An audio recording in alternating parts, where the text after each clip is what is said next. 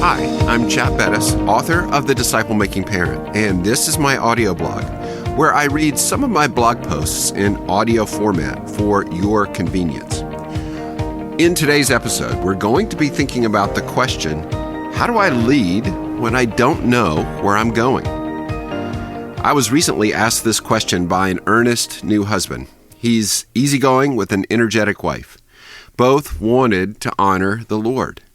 But he articulated a struggle he was having as they faced some unexpected decisions that had large financial consequences. I thought he articulated a struggle many young, and for that matter, older men have. How do I lead when I don't know where I'm going? Here was my response. In one sense, you do know where you're going. You want to have a loving, caring relationship with your wife. You want to honor the Lord with your marriage and with your life. You want to care for the physical and financial health of your family. But in this question, I think you're asking, how do I lead when I don't know where I am going in this particular decision? And that is a great question. Well, first, let's look at what you're believing about leadership. There's an assumption that a leader might identify a problem, know a solution to the problem, and then seek to persuade others to go there. And many times that's true. You identify a problem, you know a solution, and you seek to persuade others. Let's go. But that isn't always true. There are plenty of times that a good leader doesn't know what's the best solution, or he and his wife disagree on the best solution. In that instance, we lead by addressing the issue. We pray together and get advice from others and discuss it with each other. We say, I'm not really sure what to do, but we must do something. Let's start by seeking the Lord together, and then let's get outside advice. You see, a good leader realizes his limitations, but rather than being passive, he initiates to solve the problem. So, first, start by praying together. God promises wisdom to those who ask him. You can find that in James 1:5. And when a husband and wife are united in prayer, God sees. Trials are often a time that God uses to draw you two closer to him. There have been many times Sharon and I would seek the Lord, and sometimes we brought our desires to him, and at other times we simply said, we don't know what to do, but our eyes are upon you. You can find that prayer in 2 Chronicles 20, verse 12.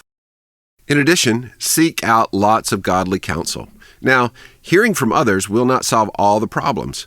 As someone has said, a wise man gets lots of advice and a fool listens to it all. Only you know your unique situation, temptations, challenges, and desires that you and your wife have. Ultimately, you two must weigh the advice from others. But in this situation, you're leading not by having the answers, but by initiating to solve the problem.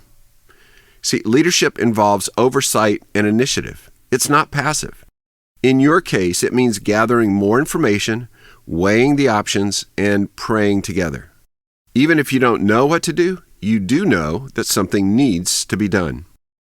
Finally, if your new wife has the better idea, then go for it. A good leader recognizes the best solution no matter who it comes from. However, and this is very important, you must sign off on it. At this point, it is not her decision that you just went along with. If things go wrong, it's not her fault. It is your decision together. You will give an account for your leadership. Too many men just give in to please their wives. If you don't agree, stand strong and keep seeking outside counsel. Keep praying, keep talking. But if you do agree, sign off and say, yes, we decided to do this, and I believe it is the best decision that honors the Lord.